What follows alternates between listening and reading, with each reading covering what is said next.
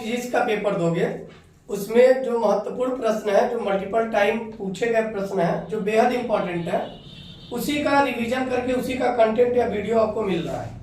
बाकी जो पढ़ाया गया, जो रिवीजन किया गया, जो डीपीपी दे रहा है उसको सॉल्व करो।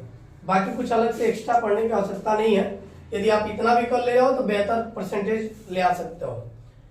हम बात करते हैं, बेहद इंपॉर्टेंट प्रश्न है फ्लेमिंग के बाएं हाथ का नियम। यदि हम फ्लेमिंग के बाएं हाथ के नियम की बात करें तो फ्लेमिंग के बाएं हाथ के नियम का प्रयोग चुंबकीय बल की दिशा को ज्ञात करने के लिए किया जाता है।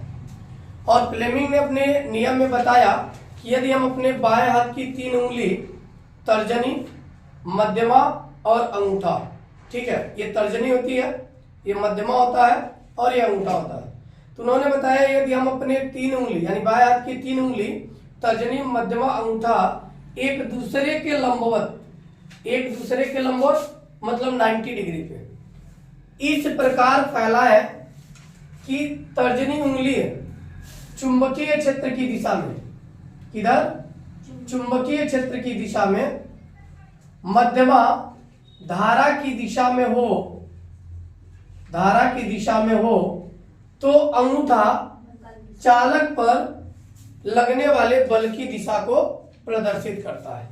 यानी चालक पर लगने वाले बल की दिशा को प्रदर्शित करता है। यह फ्लेमिंग के बाएं हाथ का नियम था। क्या था कि यदि हम अपने बाएं हाथ की 3 उंगली तर्जनी, मध्यमा व अंगूठे को एक दूसरे के लंबवत इस प्रकार फैलाएं कि तर्जनी उंगली चुंबकीय क्षेत्र की दिशा को, मध्यमा किसको? धारा की दिशा को प्रदर्शित करे तो अंगूठा चालक पर लगने वाले बल की दिशा को प्रदर्शित करता है। दाएं हाथ के नियम में थोड़ा सा परिवर्तन है बस, और दाएं हाथ के नियम का प्रयोग हम प्रेरित धारा की दिशा ज्ञात करने के लिए करते हैं। और इन्होंने सेम चीजें लिया, जैसे हमने अंगूठे पे बल दिखाया, इसमें भी अंगूठे पे बल है, तर्जनी उंगली पे चुंबकीय क्षेत्र है, इसमें भी चुंबकीय क्षेत्र है, यहाँ पे धारा की दिशा है, यहाँ पर प्रेरित धारा की दिशा है।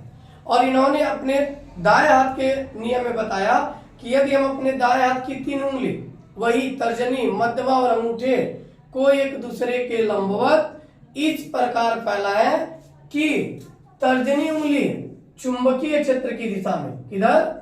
चुंबकीय क्षेत्र की दिशा में, अंगूठा चालक पर लगने वाले बल की दिशा में प्रदर्शित करे तो मध्यमा चालक में प्रेरित धारा की दिशा को प्रदर्शित करता है। किसको प्रदर्शित करता है? प्रेरित धारा की दिशा को प्रदर्शित करता है।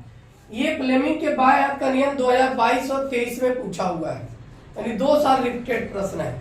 24 में आने की संभावना है। दाएं हाथ का नियम पूछा नहीं है, लेकिन बताया इसलिए क्योंकि दोनों टॉपिक एक दूसरे के सिमिलर है, बट आप इसे भी पढ़ लेंगे। क्लियर है? कोई डाउट? No sir.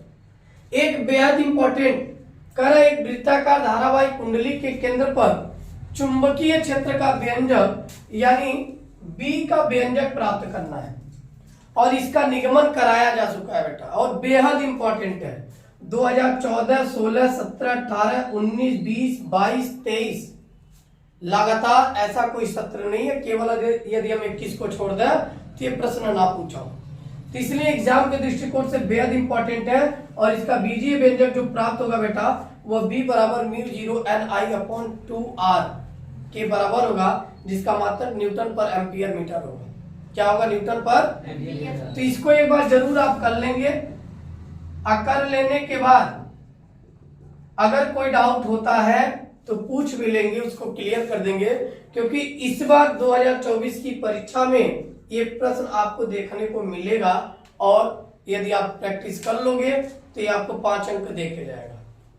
बातें क्लियर हो रही हैं? Yes sir. कोई डाउट? No sir. चलिए नेक्स्ट टॉपिक देखते हैं।